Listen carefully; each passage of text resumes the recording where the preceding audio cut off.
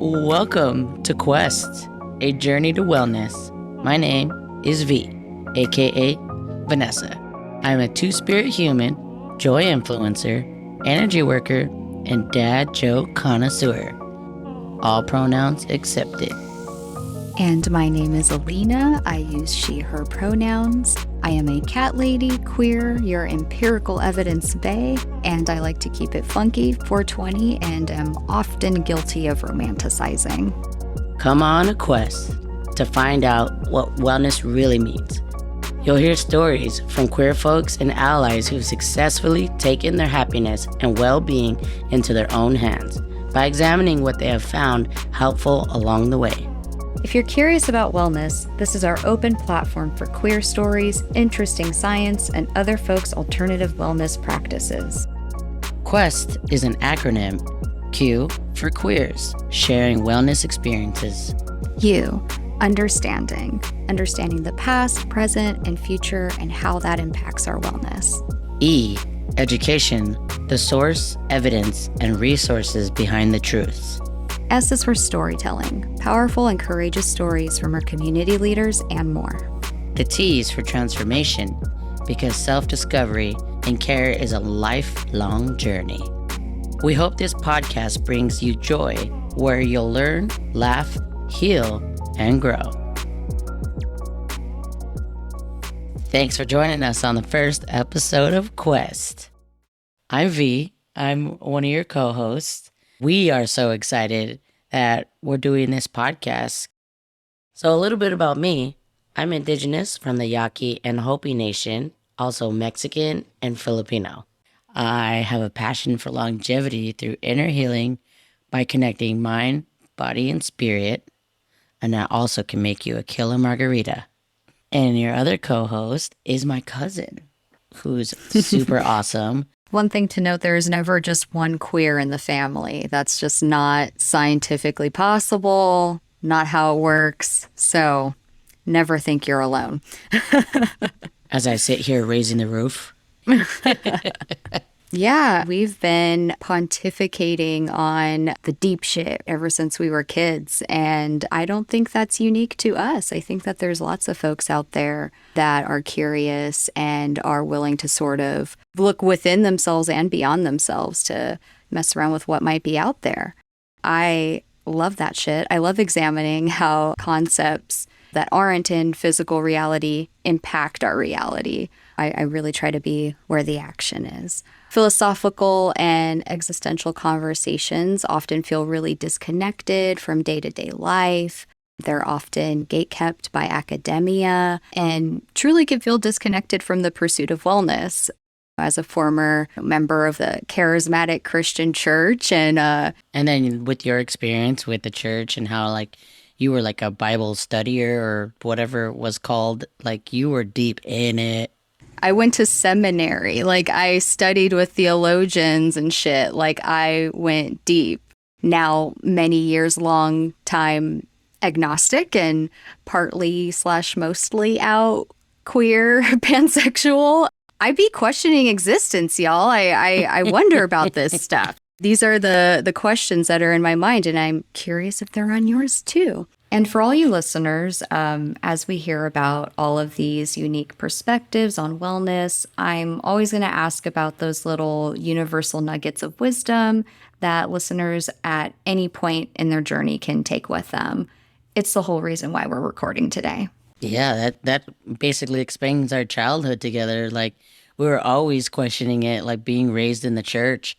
I remember us being like, that just doesn't make any sense.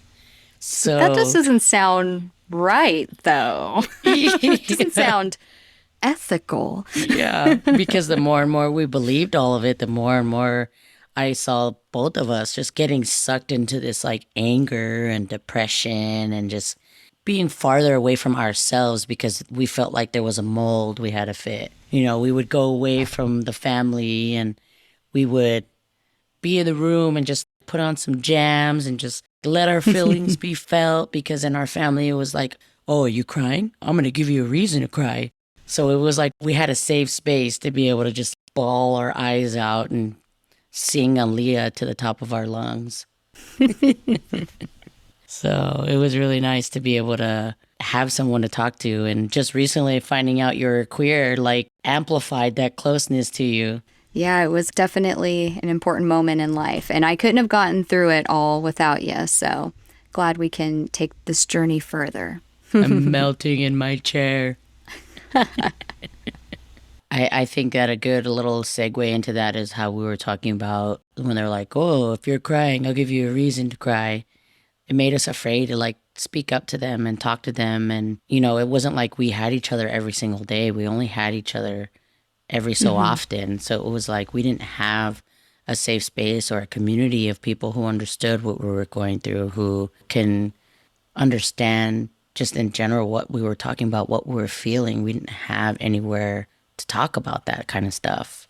It's a little like twofold, right? It definitely amplified that level of like isolation and really limited those moments of safe space to like whenever my mom would bring me over, you know, to hang out. And alongside of that, it also sort of demonized feelings. They sort of became the bad guy in the situation. And I think a lot of work has been done amongst both of us together and separately to get right with our feelings and not have so much disdain or fear for them. Yeah, it's fascinating how that did its thing. Yeah, definitely. I used to have so much shame and so much self-hate. And I think that it stemmed from that isolation that you were saying of like not having a safe space created that isolation further and then created more of that self-hate and that part of, am I queer? Is queer okay? Am I really going to burn in hell because I find women attractive? And for queer it means something different for everyone. And I feel like for me at the time, I was just like, I was so young. I was like, well, when a girl touches my knee, it feels funny. But when a guy touches my knee, I'm like, ew. My queer experience has been like, I remember being 4 or 5 years old in the Macy's with my grandma and like sort of wandering off and kind of like pretending I was like on a date with this like cute mannequin lady and like would grab her hand or whatever. Or, you know, there are moments where I'm like watching Zorro and I'm like, oh, wow, you know, Antonio Banderas is so hot, but I also want to be him, but he's also hot. Like, you know, it was just very like nebulous. And I think talking about how emotions were sort of demonized and what was important to our families was very clear. It was like, be successful, whether it was at sports or at school or whatever it was. You sort of needed to find your niche and be like good at it and, you know, show up to the family functions and stay in line. I think when the queerness is as nebulous as it can be because it means so much things to so many different people, there's already a very small sliver of representation for queerness at all. And the more intricate it becomes, the smaller and smaller that sliver becomes. And then you don't even get ample time to like ask yourself questions about yourself. It's very much a survival mindset for a lot of folks, I think.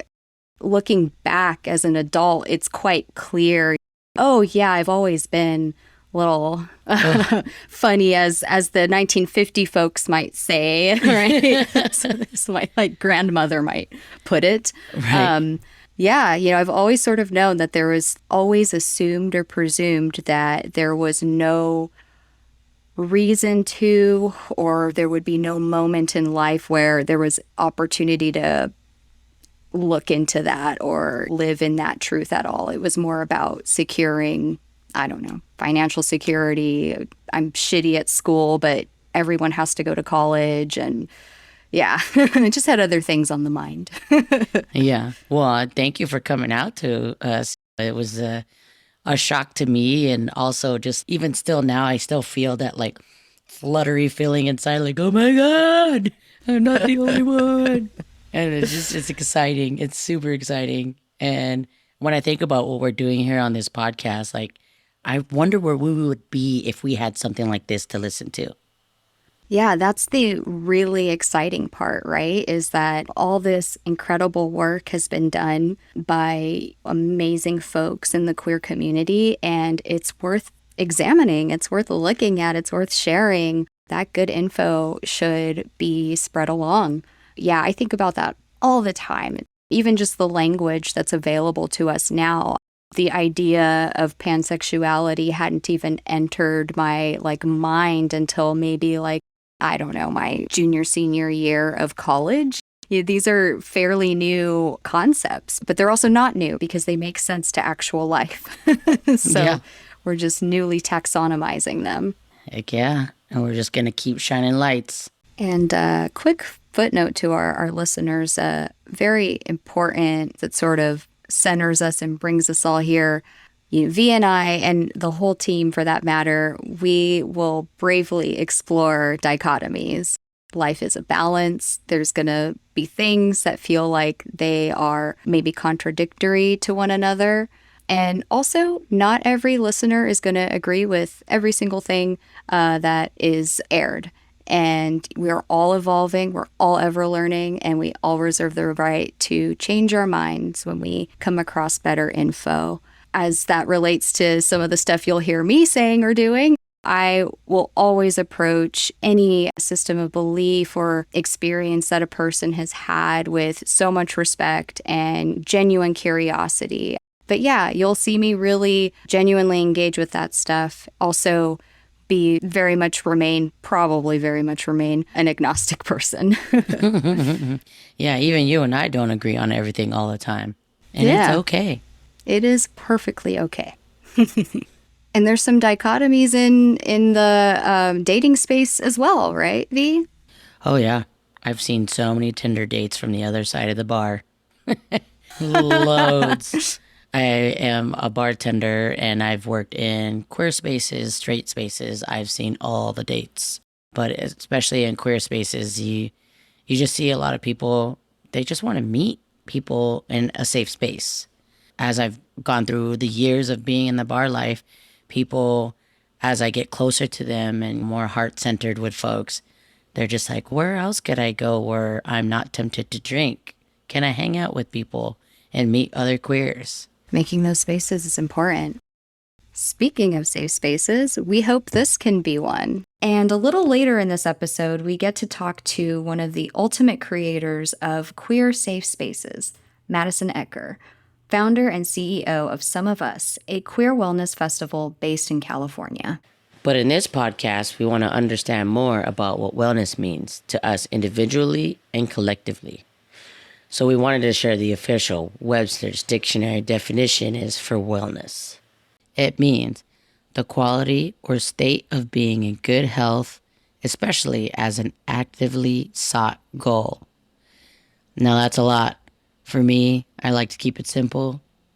Joy. Follow your joy. What makes your heart flutter? That'll just melt everything else away. The more and more you stay authentic to yourself, the rest just seems to come a lot easier. I love that. To be honest, I'm still figuring out what wellness means for me, but always learning. I do tend to keep an eye out for my perspective being a little reductive or mechanical. I feel like I was able to experiment with getting comfortable with complexity, and SOU Fest was really an awesome safe space for me to try that out. As we touched upon very briefly earlier, I came out at Some of Us. I'm not going to lie, as far as my experience with it, it was incredibly underwhelming. It wasn't, this amazing fanfare. It wasn't like a reveal party or anything like that. I wouldn't have wanted to come out any other place, any other way. Ugh, it's still a dream. I still think about that day. How was SOU for you, V? SOU for me? Whew. I thought that I transformed already, and it just further transformed me even more and creating a little bit more of an authenticity within myself. It made me realize I was still carrying a lot of shame within myself and helped me release that shame and be proud of not only my inner self, but also my outer shell, this vessel. And I was just so free and I felt light. I felt light. I can't even explain. Like, I'm just like floating now, just thinking about it and getting all like, ooh, like natural high off of the experience, because not only my experience with myself, but the experience with my community and the safety that they brought, the love and the acceptance and the encouragement of, yeah, you're badass. I'm like, yeah, you know what? I am badass. You are badass. Thanks. These are facts. So are you. Thank you. The afterglow is real. The afterglow is very, very real. Yeah, there was a very, very cold creek. I don't know if you remember that. Oh, yeah. Put my toes in and I was like, oh my gosh, this is cold. But I told myself by the end of the weekend, I'm going to get in that creek and I'm going to do it. And I'm going to just suck it up and stop trying to control everything and just submerge myself in it. And I got in the water and I ended up taking my top off. And I am never topless in front of strangers. And I was topless, feeling like a superhero with my hands to my hips, standing chest out, strong in this freezing cold water that ended up not being cold anymore. It ended up being so nice. I just screamed my way down and then came up relaxed. That sounds like life. Oh my gosh, I felt so charged. Like, it was really weird. I felt like supercharged. I ended up getting out of the river and just having my button up with nothing underneath, wind blowing, just walking. I felt like I was in a movie, like one of those really attractive guys that walks in the room and just like, oh my God, look at him. After the river, I don't know, it just like it washed my worries away. It was really interesting. I love that the creek was that cold, like, despite how fucking hot it was in the middle of the summer, nonetheless. Yeah. And those showers were just as cold. I don't know if you took a shower. Yeah, I did. I had to, and I don't do cold water. So interesting that you had asked me about my experience at SOU. We actually got to ask a few people about their wellness experience. Also, we got to ask them to define wellness. Here is an audio collage our wonderful producer put together for y'all. Hope you enjoy it. Not being so hard on myself, finding ways to love myself more and be more accepting. Mind, body, and spirit, feeling balanced and grounded within myself. Not feeling so judged all the time and having such high expectations put on me. Just being able to be, when that happens, that's wellness to me. Questioning. If I'm questioning, then that also means I'm curious, and that means I want to gain knowledge. So I find that it's just a complete opener to everything. Wellness for me is super holistic. Finding ways to expand my mind is also the queerest experience that you can have, is just opening yourself up to what is to come and trying new things. Self-love, being as non-judgmental to myself as I am to other people. Having community around me, taking time to take care of my body, eat healthy and work out and do things that are not always easy to do, but I know that I'll feel better if I do them. Accepting you for who you are. Play is really important to me.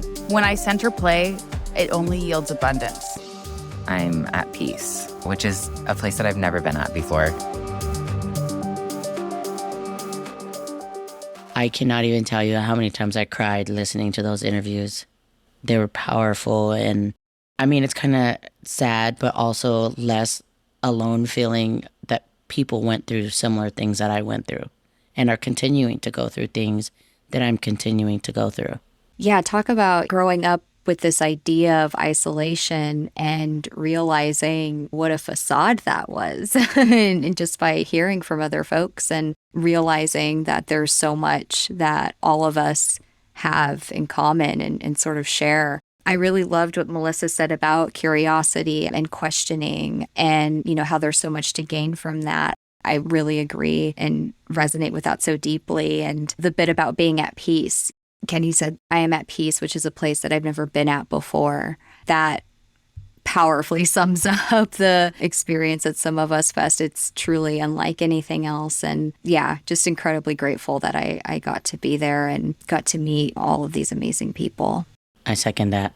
I second that emotion. Hey.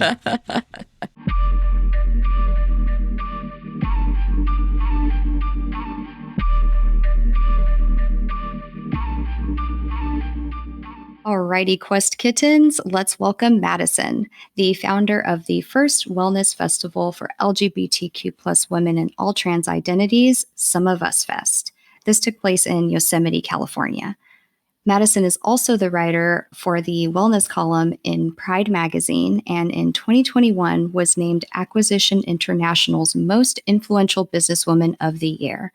Thank you so much for being on Quest Podcast, Madison. Welcome, welcome. Thank you so much for having me. I'm happy to be here. I'm Madison, and I'm also a queer femme, and I say that because it's my gateway to the queer community. I'm sure as we go on, I'll share more of my stories, but that is an important part of my identity, and I love nature, community, and chocolate. So for all you listeners, I'll share a little bit how I know Madison. We met in the queer nightlife, and she was a coworker of my ex-partner, which we got close and ended up in a trip to Spain and had a really deep heart-to-heart. We got very close after that trip. Yeah, that was such a great time. I really enjoyed being with you on that trip, V, and we learned so much about each other, and I was just grateful for that space. And I just felt even from chatting with you from the very beginning of when we first started that trip to the end, we grew with our bond, and you were just such a down to earth, easy to chat with person who really was authentic in who they were. So I was really enamored by you. Thank you. Thank you. I mean, SOU was, it's truly a trip in every meaning of the word, as far as what my experience there was like. I utilize, psychedelics in my own wellness, and it's incredible how certain spaces and groups of people and synergy can sort of emulate a similar response or a similar change from within. And I definitely had that at Some of Us Festival. There was a level of radical self-acceptance that just seemed so out of touch and just happened so naturally while I was there. I'm so happy to hear it. Yeah, I love the piggyback on that.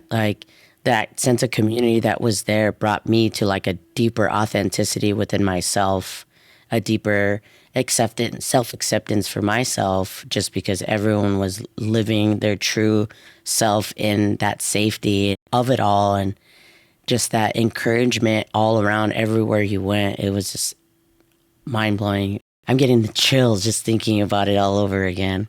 Thank you for sharing your experiences. Those affirmations are so uplifting and really just helpful to hear, the different experiences that people had through the festival. So thank you for sharing that. Yeah. I'm sure what's on everybody's mind is what inspired you to create SOU? I would say there was a point in my life where I had finished working for corporate company. I had been doing that for about 10 years, and pretty much I ended that part of my career to help take care of my grandparents. And when all of that was shifting, I really was in this transition of wanting to do something bigger. And now that I was finishing that part of my career life, I wanted to move into something that I felt like I could contribute a lot more to the world, hopefully. And so I always wanted to do something helpful and impactful and hopefully meaningful, to me at least, and give back to community, especially the LGBTQ plus community, because that's where I feel like I most belong and I feel most my authentic self in. So I really wanted to do something for our community. And I really noticed that there was a lack of uplifting spaces that focused on health and well-being within the LGBTQ plus community. I wanted to look into possibly doing something in my power to uplift or change that. And it's sad because statistically, our community, the LGBTQ plus community, queer community, has the highest rates of mental health issues and lowest self-worth. So really, we should actually be having the most spaces or the most conversations that are around wellness or community or positive impact. So I decided that Some of Us would be my helpful contribution, and that's how it was born. Something that's notorious of this past 2-3 years is just what is time? What's a timeline? But would you mind, Madison, just walking us through what happened, exactly early 2020 and when you had to sort of do that first pivot? If you could kind of walk us through that, that'd be awesome. So Some of Us was conceptualized in 2018. And then pretty much right from there started with the whole business plan, the logo, the name. I probably asked like so many of my friends, which name do you even like better? And then from everything of trying to plan which types of workshops to creating the team. So that was all pretty much 2018, rolling into 2019 of finding our venue, launching ticket sales, early bird, figuring out our marketing. Because of the venue we had in 2000, with that early on when we were going to go live in 2020, there came with 22 permits. So a lot of my role came into how do we get these permits, things like an encroachment permit, staging permit, a special events permit. Yeah, there's a lot of county involvement. We even had to go towards the board of this county, which was originally called Stanislaus, and present why we needed to have this event there. So it was its own task. And then beyond just trying to create this big thing, and we had the notice of the pandemic. So we in 2020 obviously had to postpone. And then from postponing, we still felt like we needed to produce something because there'd now been people who had bought a ticket since 2018. So to not have something in 2020, we also got a lot of messages and emails saying, I've been looking forward to this. I'm coming from a place where I don't have any community. I really need something, especially during this time. So just the team really felt like it was important, regardless of what ended up happening in the future. We just needed to put something on that created community. And I'm so grateful both of you were at our live, like V, you even were a teacher at one of our our virtual event. So that was fantastic. And Allena, I know you were there too, and you had such great shares. So it brought this sense of community being virtual, which we would have never even thought of if the pandemic hadn't happened. So we were grateful to create even a following and a sense of community online. We had 2 virtual festivals, 2020, 2021, and then we were finally able to go live again with a new venue, losing all of our 22 permits, and then do that for 2022. So it's been a roller coaster. I was just going to say, the way every single moment of adversity just became a moment of uplifting the community is just, it blows my mind. And Some of Us Fest, the actual in-person event, y'all pulled out every single stop. It was absolutely a safe space. There was definitely, everything was planned out and thought of prior. I think that thoughtfulness just really showed through at the actual event and the virtual ones too. Thank you for persevering. That is so incredible.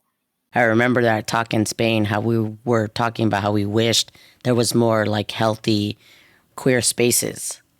And then boom, you created this festival. Like I was just such awe. And I knew that it was going to like happen. And then 2020 happened. So I was just like, wait a minute, what's going to happen with it all? And what I was wondering is like, how were you able to keep that determination to make sure that it still rolled out in real life, waiting throughout 2020? I always remember this back to, I think I was a teenager when I first heard it. And I'm sure there's a quote out there somewhere with it, but it always goes, remember why you started. So like, there's got to be a bigger meaning to the reasons why you're doing something. If it's going to be easy, then you don't really have to think about like when it gets hard, how can you keep going? But like in the instances where it got really hard, and it was like really effing hard, I had to literally keep reminding myself like why we're doing this and why it's so important. So I think that that's what pushed me through it. And there was moments where, especially during the pandemic, I was like crying in a grocery store because I was like so stressed out, and we had to cancel and we had to refund tickets, or we had to just do so many transitions and pivots which were just so challenging. But I could never bring myself to pull the plug on it. And I'm so fortunate to have individuals on my team who also never gave up. And they also really believed in the mission and the reason why this needed to actually transpire into a live festival for the community. Yeah, I was like one of your number one fans from day one. It's so true. I think you were like the second ticket buyer or like one of the first. Like, thank you so, so much. So I just really appreciate that. And you've definitely shown support since like day one. Yeah, it's amazing. And the success of it all shows that your creation is just everything that we all need. And that goes into me wanting to ask, what was your experience on your side of Some of Us Fest, like pre, during, and post festival? I mean, there was a lot of levels to it, and it definitely ran its course of ups and downs. And I would just say it was hard. You know, it's a challenge. I think anyone starting a business, especially a startup business, and especially right before the pandemic, I don't think I'm alone in saying that like there was major challenges. So for me, just personally, the challenges really tested me. It tested my faith in the mission, and it tested me in other physical ways, meaning like financially or just my own skills as someone who runs events. So trying to put on an event during a pandemic or pivot from that is a challenge in itself. And we just had to get really, really good at getting creative. And okay, if we can't go live, we're going virtual. And if, you know, this happens virtually, where can we pivot to next? So I think just having to roll with the punches. So I would say that was but I feel like I got my degree in challenges along the way. So now I'm more confident now, even going into, this would be our 4th year, but our 2nd live. So I feel extremely confident in our team skills and like knowing what to expect in all cases, even a pandemic. So, I mean, that's really at least helpful. So if we're talking during the festival itself was a dream, and words really don't do it justice. It's just the best feeling I ever had. And I was emotional so many times. So I even haven't really posted a lot of pictures or talked about it much because it's like this thing, you know how just there's these things we can't see or hear or taste or smell because they're like so beyond our own senses. And it was kind of a feeling like that. I can't even put into words this level of almost like peace that I finally felt to like accomplish this thing that I've been packaging up for so long and wanting to like gift forever. So it just was the best feeling I ever had. Yeah, and that perseverance definitely paid off. I met so many people from different parts of the country, and just saying how a queer space like that doesn't exist where they live. It was sort of a dreamland for them to experience that, and also they just wanted to live in that and didn't want to go back to what they call home when they felt so at home at Some of Us Fest. I love that. Yeah, I feel the same way. Like I would love to live there too. Like I'd love our society to just look like that. What are your plans for the future for Some of Us Fest? Yeah, so I would say the biggest plan is growth. We would like to just keep getting better, like perfecting where we can. We've taken everyone's feedback forms and we've taken all of the positive, wonderful affirmations and good things that came out of it and taken all of the constructive things that we could improve on, like hot water showers, things like that. We like made it rugged where like there wasn't necessarily hot water showers this year. So like next year we're going for hot water showers. So like, awesome. Right? I took one of those cold showers. Yeah. Whoa. It really woke you up, right?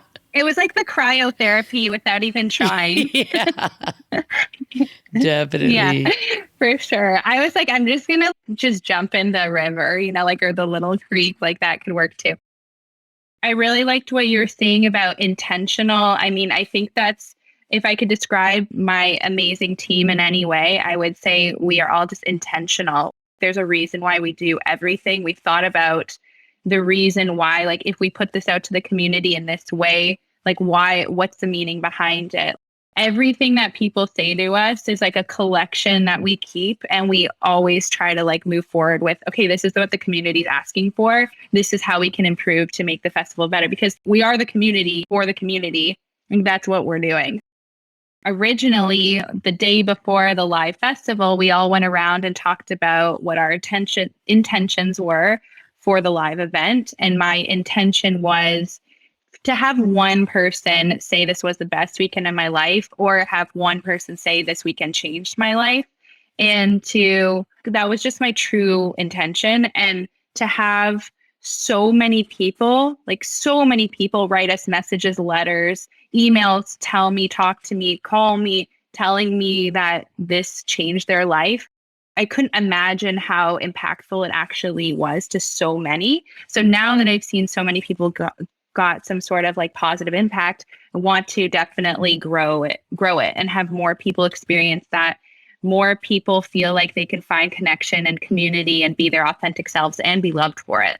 How did you come up with the name Some of Us? Oh, it was definitely on one of like the top of my list for a long time.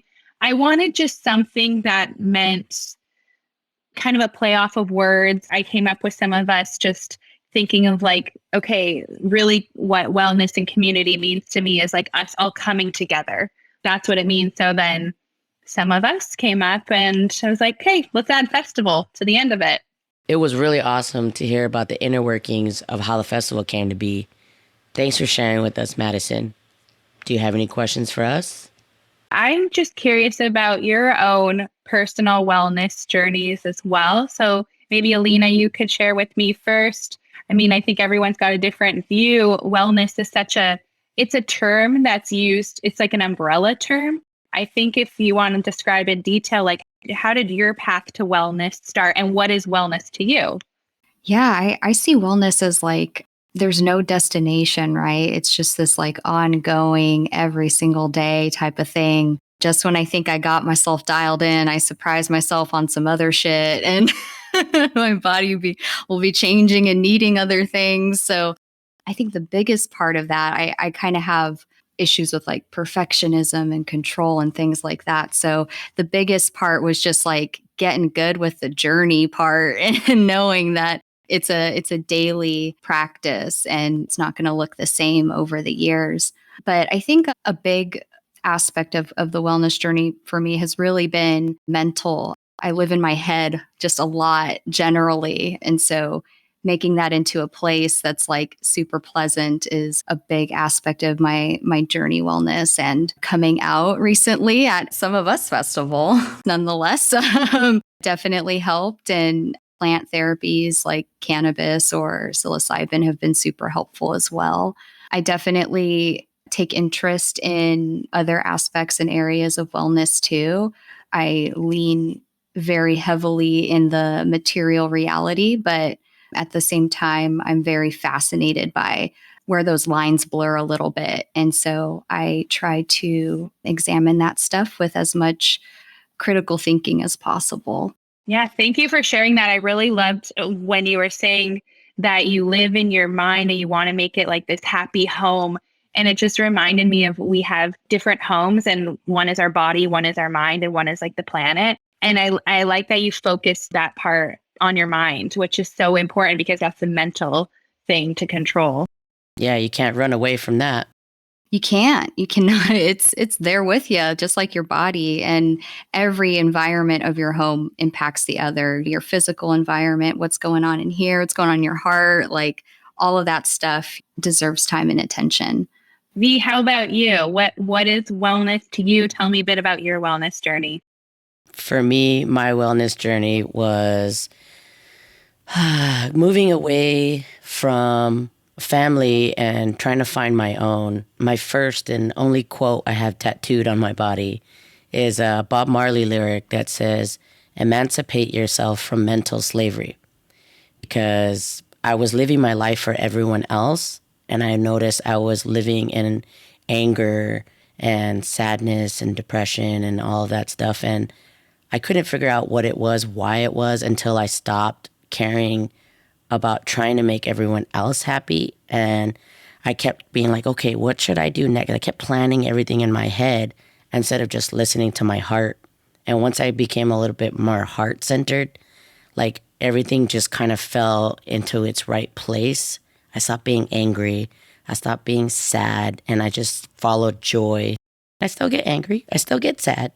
But I remember the heart-centered part, and I remember my light, and I remember other people's and seeing, and I just spread the love, and it just like spreads and spreads and spreads. And I think that that's the most important thing, is just continuing to love, and that's what keeps me well. And in terms of the physical, I got to take care of that in order for this love to keep spreading. So I love it. You know what's so great is like when you were mentioning being heart-centered, and then Allena, you're mentioning working on, your mind and making it a good home to live in. We didn't really touch too much on, like, of course, diet and exercise is so important, but I think too many times you say wellness and people are like, diet and exercise, but like what we're talking about is like so much deeper than that. So I'm so happy to hear. I think it's so cool that both of your experience in wellness were so much deeper than just, eat clean and then walk a lot. Yeah. Well, how about you tell us a little about your journey in wellness?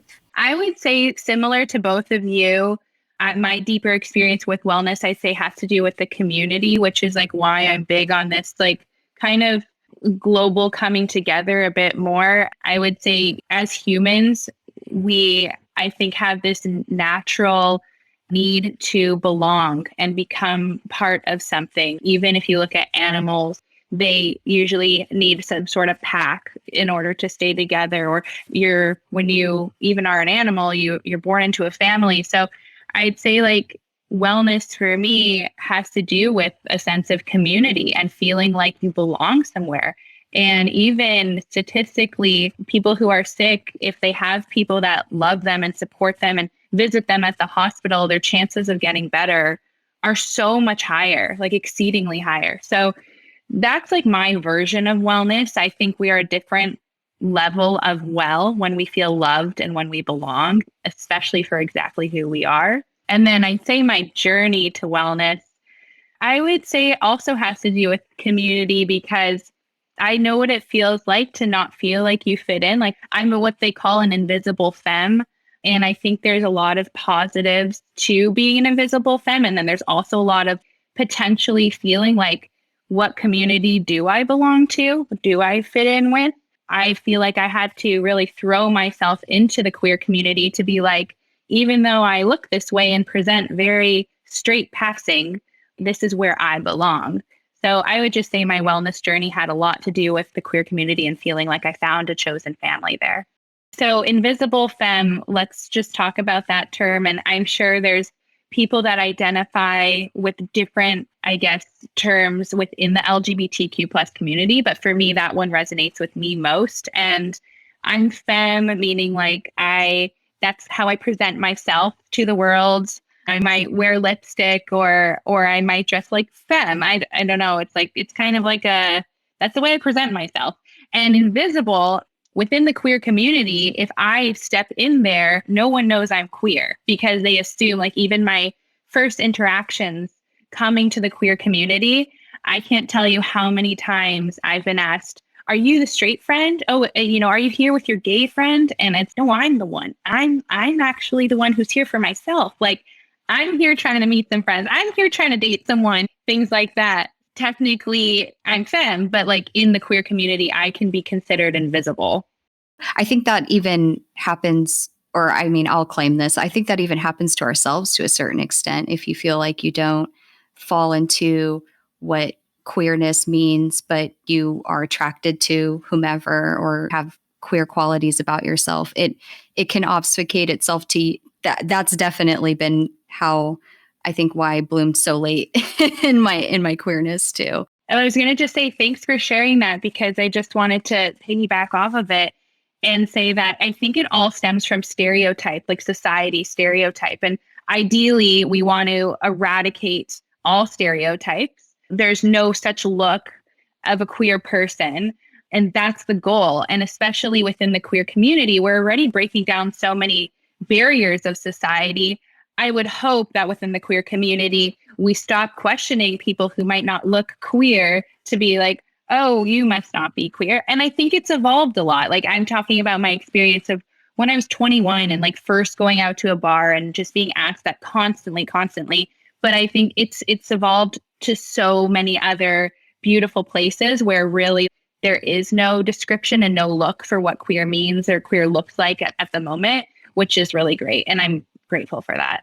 So with all of that amazing stuff that we've experienced and knowing that we're gearing up to invite even more folks into our little safe haven, when is SOU Fest 2023?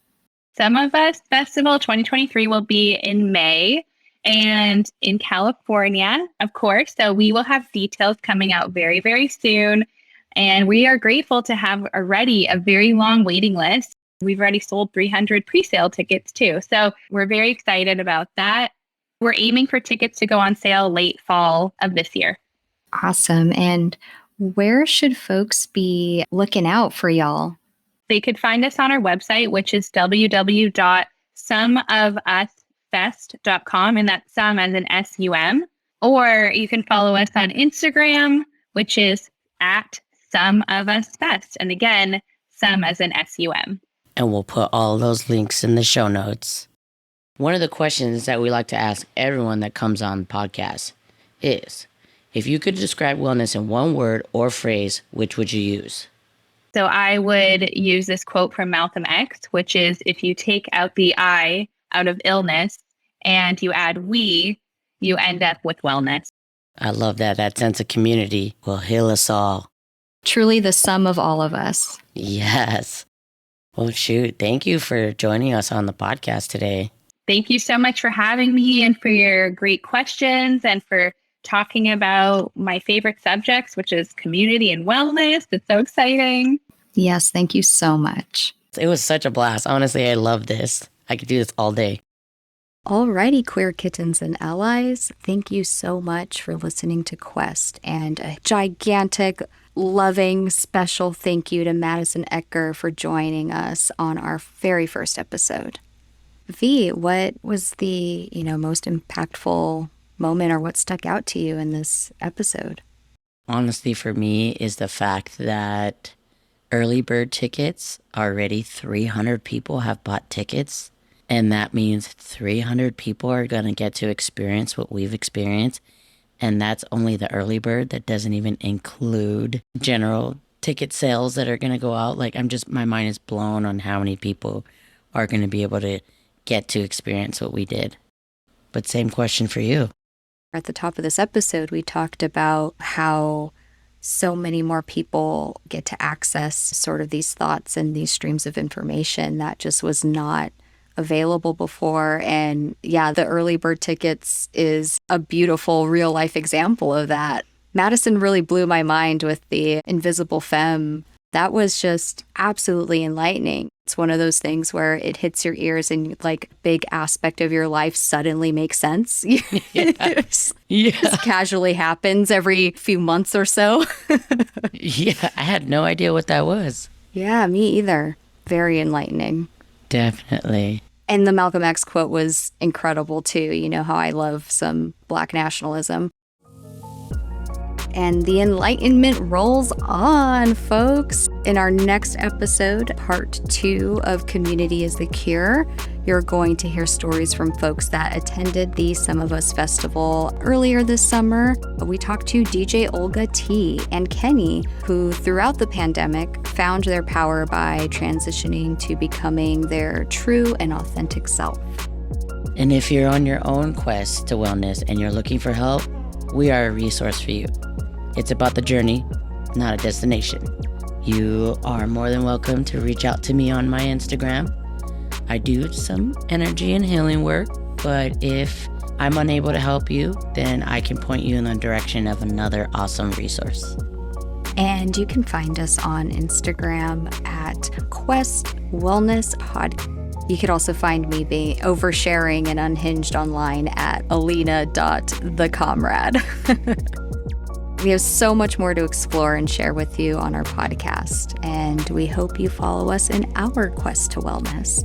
tap that follow or subscribe button to get every episode as soon as it's released. And we'd love to get your feedback also. So if you're listening on Apple Podcasts or Spotify, leave us a rating and review. It only takes 30 seconds, but this really helps us to know what resonates and how we can help you. All right, goodbye, she's, he's, theys, gays, and allies. I love that. This podcast was produced in collaboration by Kanoko Chocolates and Puka Puka Creative. Producer, writer, editor, and sound designer, the amazing Leah Jackson. And associate producer, Rafaela Lendestoy. Original music was produced by Basque. He is an amazing musician, and he's also our cousin, third amigo. Let's go. Boo, boo, boo, boo. And we can't forget the emotional support by Frankie, Ruby, the Braithwaite Kittens, and Pokalani.